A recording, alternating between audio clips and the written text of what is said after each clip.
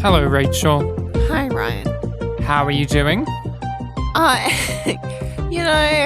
We just got into it a little bit before, so I'm feeling a bit on edge. Feeling a bit on edge because we got into it. What did we get into? Did we solve a puzzle?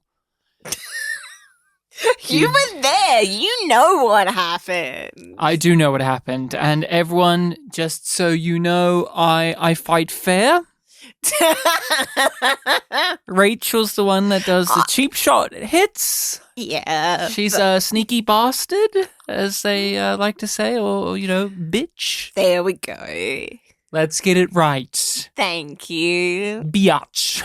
So, Rachel, we have returned yet again to discuss one of the shorts that was bundled into the final season of The Expanse. We're here to discuss a one ship. And I want to just reiterate for the people listening out there that the one ships do exist. I was surprised by how many of our patrons out there admitted to never having even heard of these, let alone watched these. And so these are random shorts that accompany episodes of the final season that can be found on Amazon? Somewhere in the X-ray feature, I think. We've already gone over that part of it about the difficulty of finding it, but I was still surprised by some of the die-hard fans to this day still being completely unaware of these. Isn't that just absolutely bonkers? Yeah.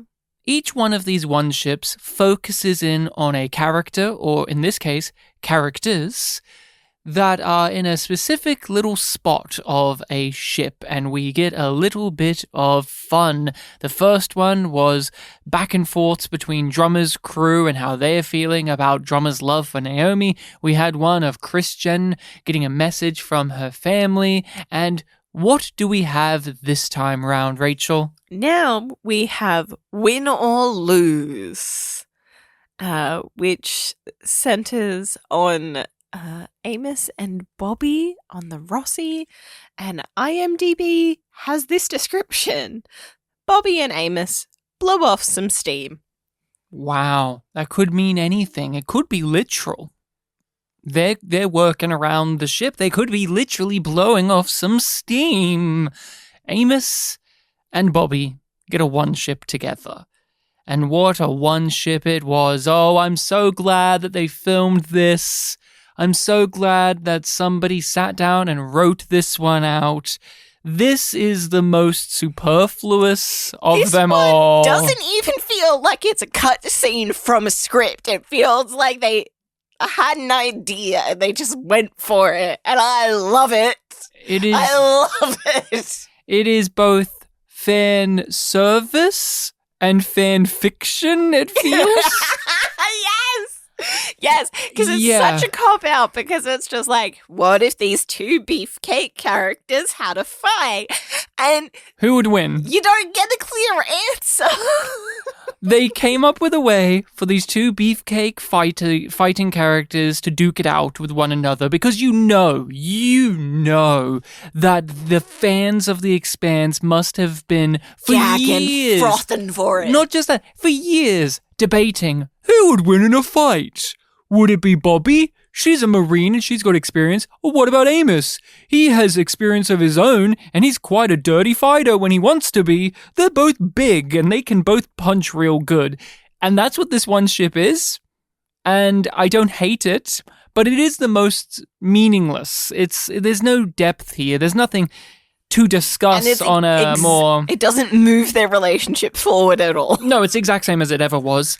The other one ships, even the one with Christian, which felt like a deleted scene, had more substance, but this does have something important to it, which is levity, which is bonding, which is just a breath of fresh air, because we often talk about, with television shows that we enjoy, these moments in them that we don't often get nowadays, it feels like. The scenes that don't necessarily push anything forward, but you remember them because it's some eccentric or weird or bizarre or at least memorable thing in which characters had a moment with each other.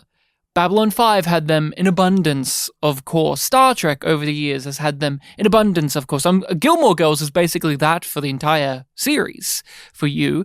And I liked the Win or Lose for that sake of having characters just banter with one another, be goofy with one another, and just be fun. This was just fun. It's not deep. There's nothing much to read into it. It's just some fun bits between these two characters who are being fun in the final season anyway.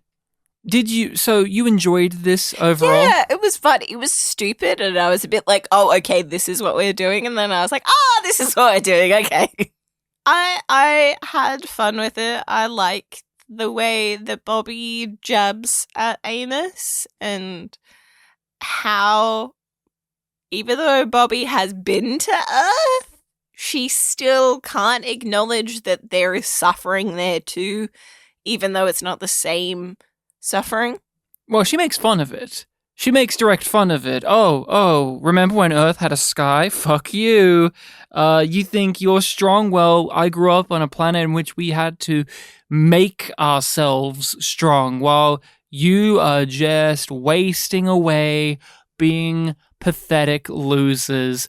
I am a soldier. And then Amos has the whole, in a fake war, of course. You never are actually good at the fighting part in the real war. The training is good and all, but it's no substitution for real experiences. I should know. I grew up in Baltimore.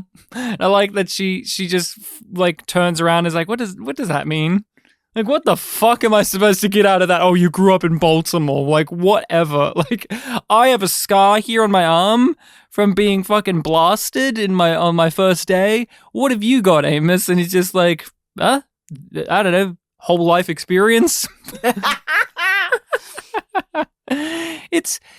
It's interesting, the pairing of these two, because they do have so much in common and yet so much different. As well, like we've been seeing them interact quite a bit and them sort of sparking off each other.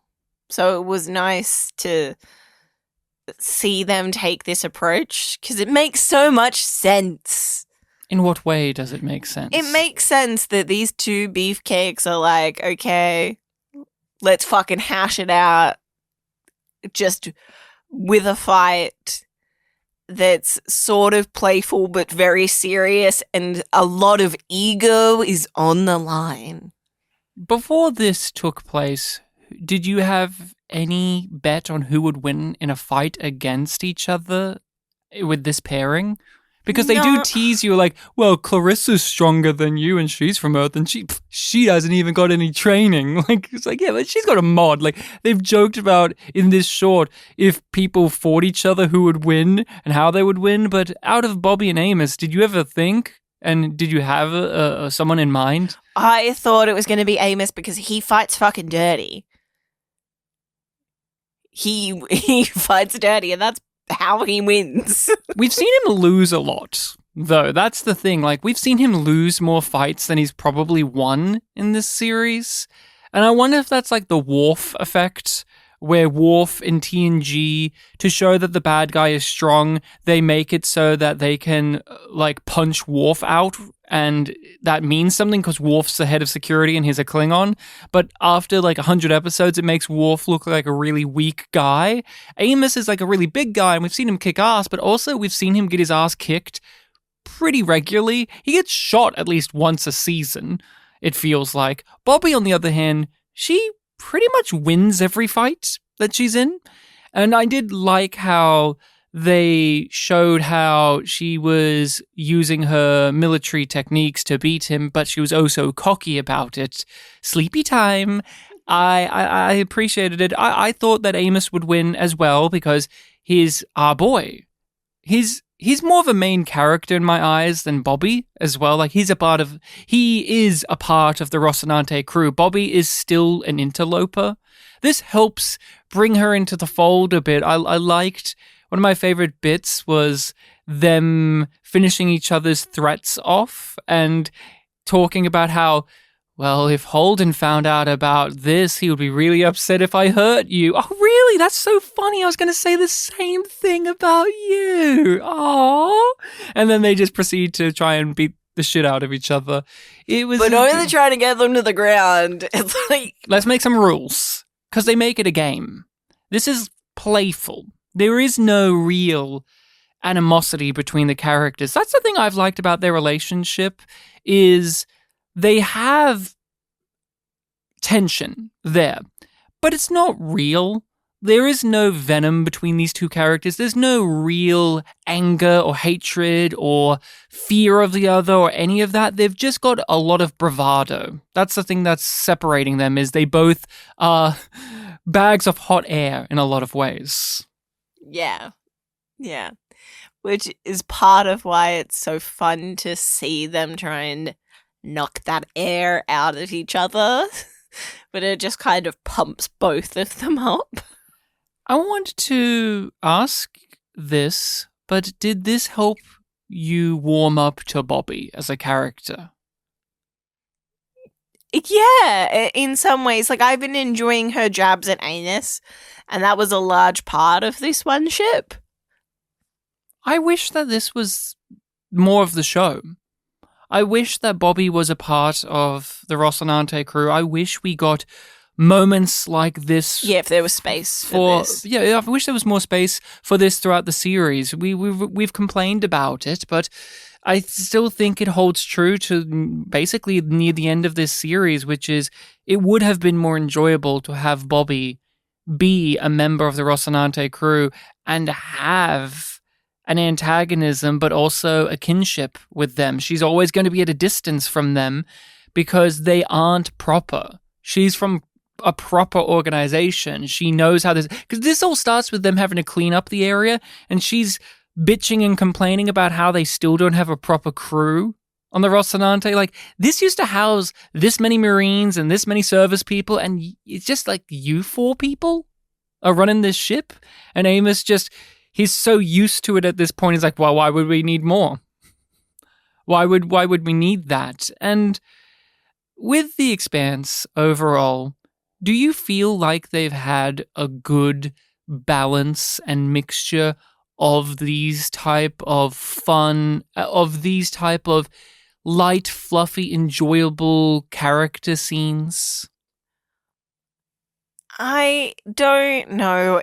I wouldn't say balanced, but there have been some really good moments, and they do stand out in my memory.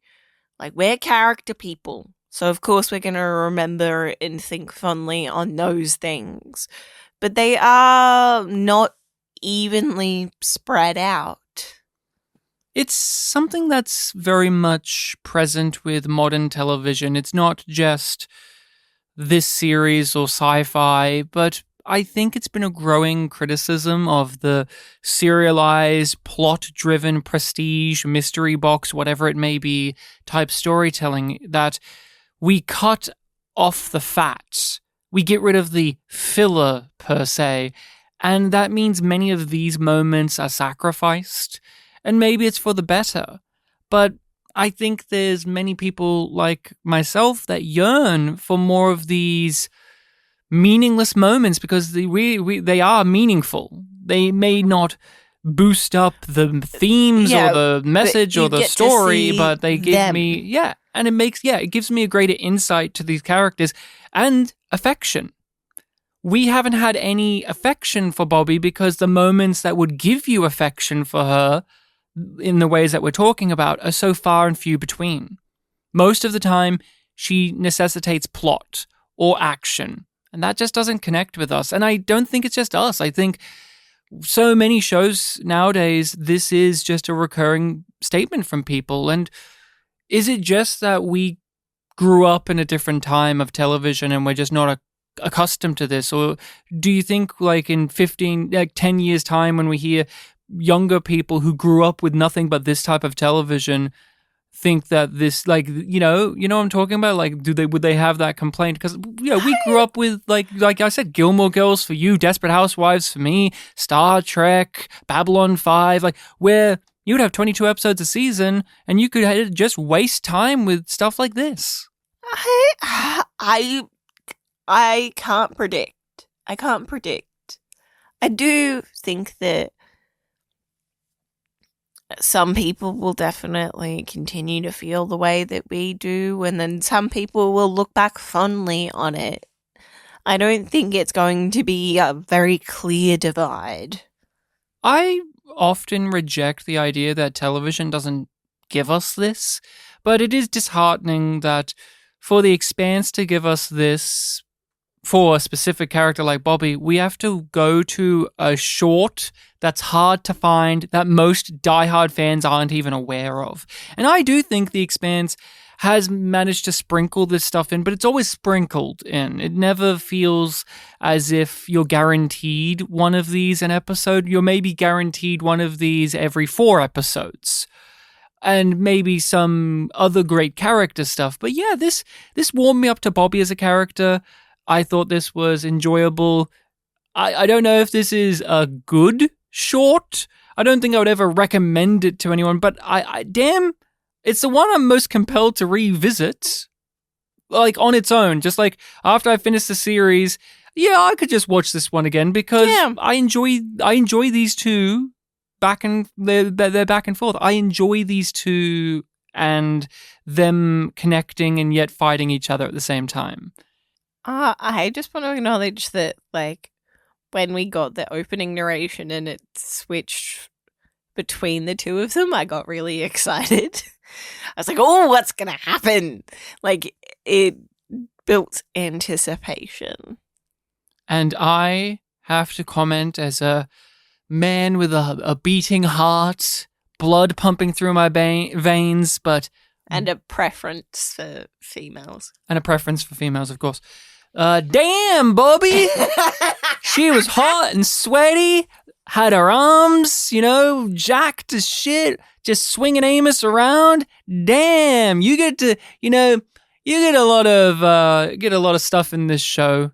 You do, Rachel. This show loves showing off the male bodies. They love giving the people out there the beefcakes. But the babes, they hold back on, relatively speaking. They hold back on them like, ooh, Clarissa Mauer's hot because, I may have seen a singlet. Ooh, but this was one in which they were like... You watched her pee. Yeah, woo, yeah, I watched her pee. Oh, yeah, baby. Got it. Ooh, Holden's girlfriend had CGI over the nipples. Ooh, we got just a little slice here and there. But this short was just like, we know what you guys like. Frankie Adams is jacked. We're going to spritz her with some fake sweat, and a lot of it for some reason, and we're just going to see her wrestle. We're just going to see her wrestle around and throw a beefcake around, and I was a fan. I enjoyed it. Now, Rachel, what is the name of the next one ship? Night Watch. As in the Night Watch of Babylon 5? We don't know. Also, what this one's about. That last episode aired on Christmas Eve. What, win or lose? Yeah. What a Christmas present this must have been to some people out there. So, we know nothing about the next one ship. Do know something because the thumbnail gives something away. Why are you looking at thumbnails? Because I was looking at the IMDb and I... Shame. So, this is my prediction. Rachel knows everything. She's basically watched the one ship on her own. I just know... Also, I don't think it'll be a surprise.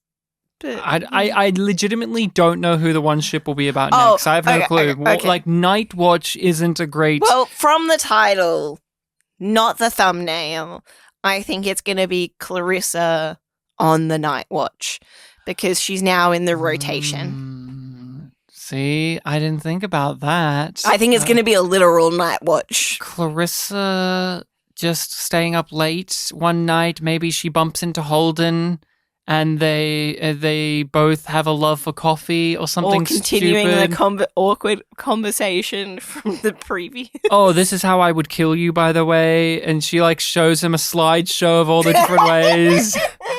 She actually explains to him in vivid details the Wile E. Coyote Roadrunner relationship that they had in season 3. He had no idea about. And you know what would be great? The whole one ship is a one-take monologue in which we're just looking at her with a slideshow, and she's explaining this stuff, and she's going into vivid detail, and she's just like, Jim, blah, blah, blah, blah, blah. She's going through it all. She's giving us the details. Cut to, at the very end of the one ship, who she's actually talking to, and it's Amos. and he's just like, and he's just nodding along, and he just goes, yeah, Peaches, I think that'll work. I think that'll work. Like, he just gives it like this motivation. Like, I think he'll react well to that. And he gives her like a thumbs up, just like, that'll work. I would love that. Thank you so much for listening, everybody. And Ryan, thank you for making this a bonus mini episode series and us not trying to shoehorn this into our discussion of the actual episodes. We needed at least 40 minutes to discuss Bobby with her arms out. We need at least a half hour more, maybe. I don't know how long we've been recording for, but this episode, this mini-sode was so dense, just like Bobby's arms. Now Earthers know what it feels like to be Belter.